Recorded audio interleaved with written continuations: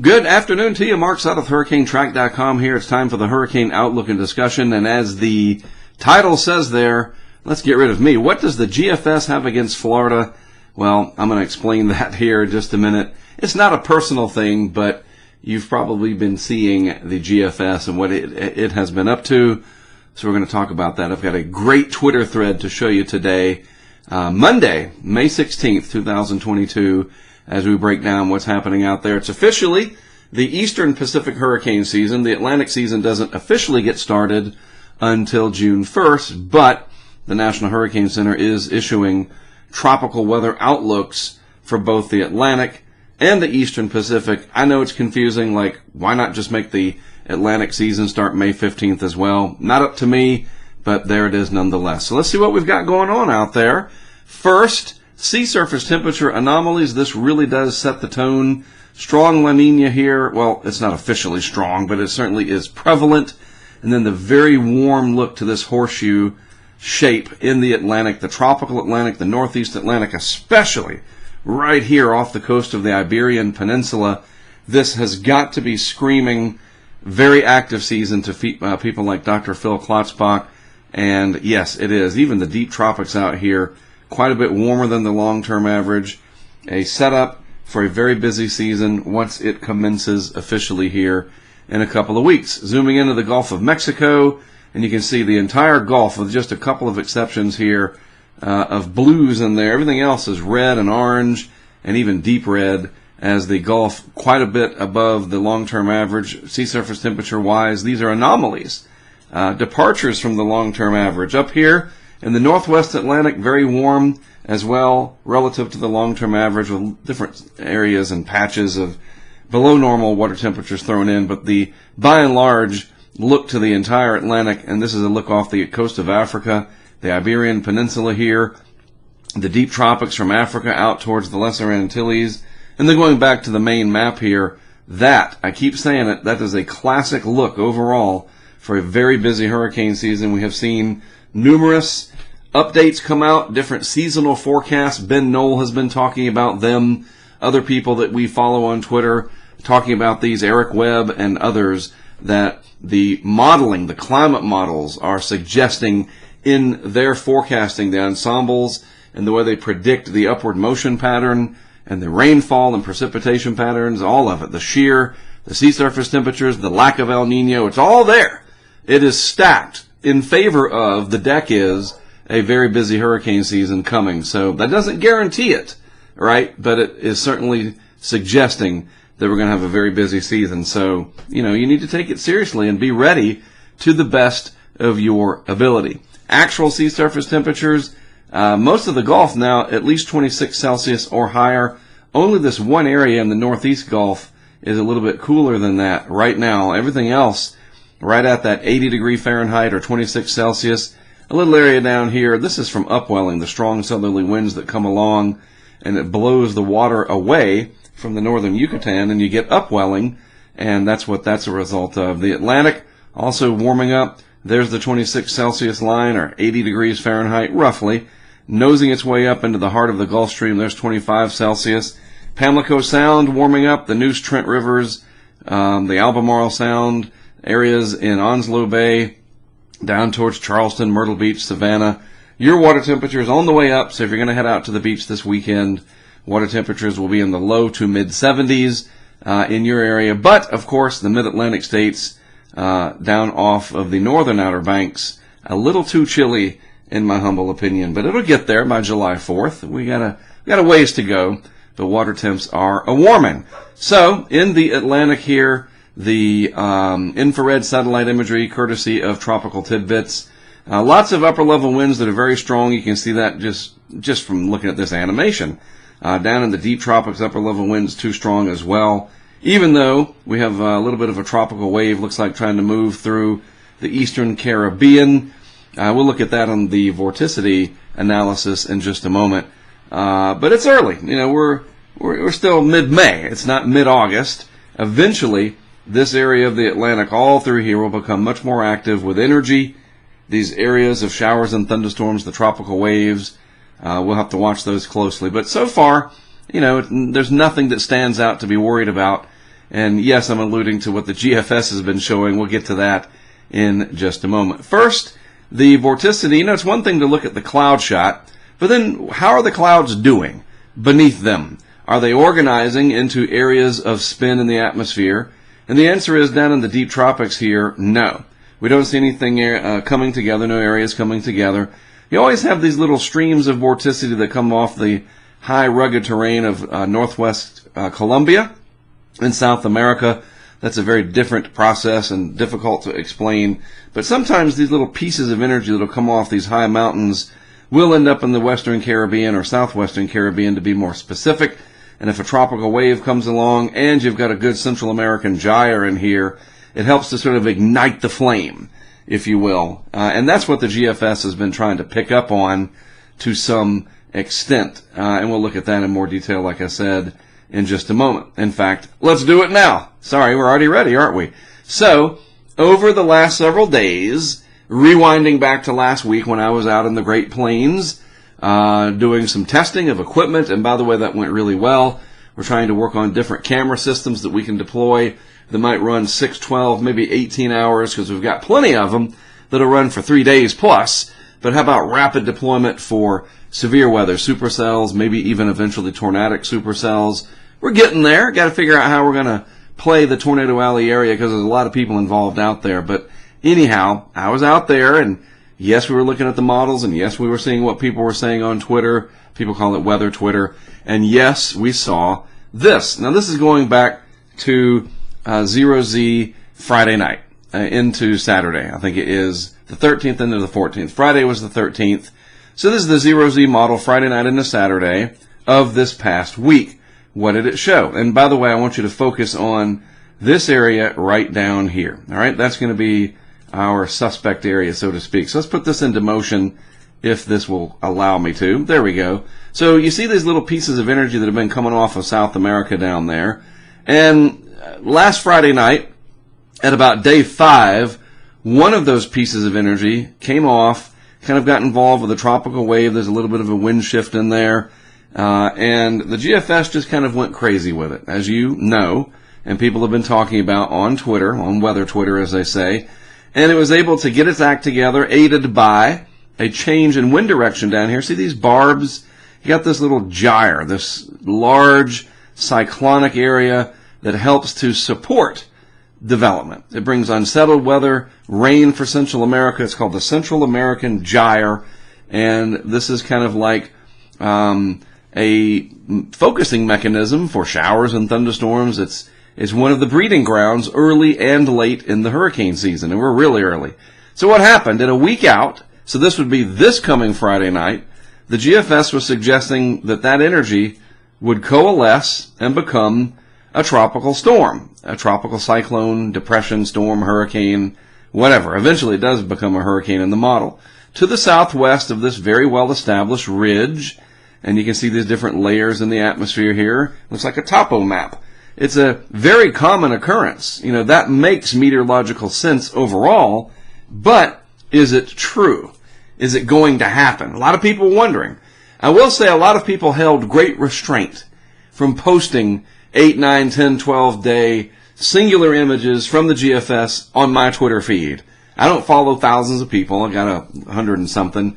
But I was really impressed that I didn't see it showing up. I didn't have people texting me. You see this? You see this? Yeah, we were talking about it on our Discord, but that's in a context where we can all discuss and understand and sort of unpack what we're looking at. Putting it out in the wild, you know, making a quick video about maybe there's a hurricane coming for Florida in 10 days, that's no good. That doesn't help anybody. Because why? What happens? Well, we go on out into time, and we see this eventually develops, and it eventually heads towards Florida as a hurricane up in the Big Bend area, right around near the Memorial Day weekend. Now, that's terrible. That would just be awful for a lot of reasons, right? So that was last Friday. What about this morning's run, the 12Z run from today? Well, let's move that out. There's that piece of energy. We're also a few days further along in time, right? So there's that energy that comes streaming off of these mountains in Colombia. A little bit of a tropical wave in there as well, perhaps. So let's just move this out and see what happens. There's 48 hours. and then 72 right there. A little piece of vorticity or energy. The wind shift change with the Central American gyre, that's also there. You can see these barbs turning around. You know, there's an impetus there. There's this energy up here. There's definitely cause to say there could be some rain and squally weather for Central America, maybe heavy rain. But will it coalesce? This is 96 hours. Here's 120. And there it is, 120. Trying to get its act together there in the Gulf of Honduras. Finally, at day 6. See, it just starts to say, well, but it still tries. That's the thing about the GFS. If anything, it certainly is trying to be consistent with this. Now we're way out at 210 hours. That's just too far out to take seriously. So what the heck is going on? And, you know, these models, we can go back. Each one of these models, you know, this is 0Z Monday. It was doing like the same kind of thing, trying to bring it in and impact Florida. You know, it was just one run after the other. And in, you know, deference to our title, what does GFS have against Florida? Well, the answer was nothing. The GFS, first of all, is a model. It is the operational model and one of one of many models, that's the word I was looking for, that make up the ensembles. And that's just the GFS. You also have the operational Euro and its ensembles, the Canadian, the JMA. There's a model for every country, it seems. No kidding. And so it's nothing against Florida. It's just that the GFS was taking this energy that it was seeing, if you will, coming out of South America and mixing it up with the Central American gyre and just kind of going hog wild with it. And that's the operational. But what is the reality here? Well, I want to turn over here to this gentleman that we know on Twitter, Kalen Patel. Very smart individual, and I like to point these people out when I find them. I follow Kalen, someone who follows the weather. I love that. That's very general. University of Wisconsin. So Kalen is studying meteorology, all right, and knows how to put stuff in a way that's easy to understand. And this is pretty much my presentation. This is fantastic stuff. So let's read it. Later this week, the moisture, or a moisture plume associated with a tropical wave moving west will enter the southern Caribbean. There is major divergence between models on how it'll proceed from there, with some being very bullish, GFS, with development, while others are more bearish. Bearish meaning not as aggressive, right? And these wonderful graphics. This is Tropical Tidbits at the top. This is from Weather Nerds. And the GFS, the Ensemble Forecast System, and the EPS, that's the Ensemble Prediction System from the Euro. Different solutions. These are less aggressive. This is the European Ensemble, and this is the GFS. So the GFS is more robust, but most of the members are not. You don't see all these little plots going up here towards Florida, and the Euro is alone. And Kalen goes on to kind of explain it. That basically, leaning towards the CMC, that's the Canadian, and the European Center, that's the ECMWF or the Euro, camp, over the GFS, and somebody else was talking about it too, Andy Hazelton, people watching this stuff, there's going to be probably, let's just click on this to make it easier to see if it'll do it. You're gonna work with me here, graphic? There, oh, it's trying to animate. There we go. The ridge is stronger as the model evolves. And so more ridging suppresses whatever energy that is more towards Central America. And it doesn't pop loose and get out here and find favorable conditions and plague Florida. That's the bottom line. So we go back to the thread from Kalen. At the minimum, we'll see an area of disturbed weather moving through the Central America region later this week. I'm kind of adding stuff there, embellishing. This will continue the wet pattern seen across that region over much of the last 4 months. Their precip has been above normal. So you step back and you look at the overall package, not just one model. All right? With the moisture surge, it could be interesting, he says, to see how it plays out for severe weather. Why? Let's go back to this. The very warm Gulf gets shut off if a tropical cyclone comes up here and robs all the moisture. The big high out over the western, Atlantic doesn't, that's a wall. The moisture is consumed by the tropical cyclone. So you shut off the severe weather potential for the southern plains if this system develops. So that's one side effect. And if it doesn't develop, you have more of a moisture plume that you can see here that is aimed into, look at that stream flow, right into parts of the Southern Plains Tornado Alley in general. So this has a lot of implications beyond just the GFS sort of having it in for Florida. It doesn't look like it's going to be in the cards, but we don't know for sure. You have to be careful in not necessarily playing the hero. You know, you don't have to do that. You don't want to be the hype guy where you take that 10-day and you put a thumbnail up or whatever, and it's like, doom and gloom for Florida or wherever the case may be. We know that. But you also have to be careful that you don't play it down and you're just trying to sort of play the hero. I'm the one that said it wasn't going to happen and I was right. Different people tend to do that. So just, you step back and you say, hey man, anything beyond 5 days is beyond the scope of the National Hurricane Center Tropical Weather Outlook and their 5-day forecast when there is a tropical cyclone. So look at the models, see what they show, educate yourself about kind of what you're seeing. If you don't know, ask questions on Twitter, on social media websites or message boards like Storm2K or our patrons that our community on Discord. Ask and put it into context. So generally speaking, Kalen's analysis here, right on the money, I thought, very simplistic. I'll put a link to this thread in today's discussion as to it. And I even complimented him here. I was like, dude, this is just terrific. Simply splendid work. I'll put a link to this so you can read it yourself. It is really remarkable how he breaks it down, and it's very easy to understand. Yes, the GFS might be onto something, but more than likely it would be a weaker, wet, sloppy type system, sheared, typical of what we see in this time frame of the year, rather than a serious hurricane threat. All right? So moving on along real quick, it is severe weather season. And today, interestingly enough, the biggest risk is over here in the mid-Atlantic states and parts of the Northeast and New England. So be aware of that. Big population centers up there for there to be the potential for high wind and even tornadoes. 2%, that's not zero. The wind threat up there much higher, and the hail threat fairly significant. Also in the heart of Tornado Alley, out there in the flat plains of the panhandle of Texas and eastern New Mexico. Some thunderstorm risk, just generally speaking, in southern Louisiana. This is like a goose, doesn't it? Put a little eye right there. Look at me, I'm just having fun. That's a terrible looking goose. Whatever. That's a Rorschach test. Southern Florida, southern Louisiana, the biggest risk, though, as I showed you over here. So just be aware. We got a lot going on in the world to distract you. Just make sure you take a moment to look at the weather. It's important. Tomorrow, right back on the Central Plains, slight risk, day 3. I'm seeing things again. Looks like a fish. I should stop right now. But the severe weather threat is going to be interesting beyond the 3-day time frame, because it's going to depend on a lot what happens down in the Caribbean. So make sure you read that thread there yourselves from Kalen. Again, I'm going to put it in the description of today's video. It's still severe weather season, very much so. Hoping we can get back out to the plains before the month is over.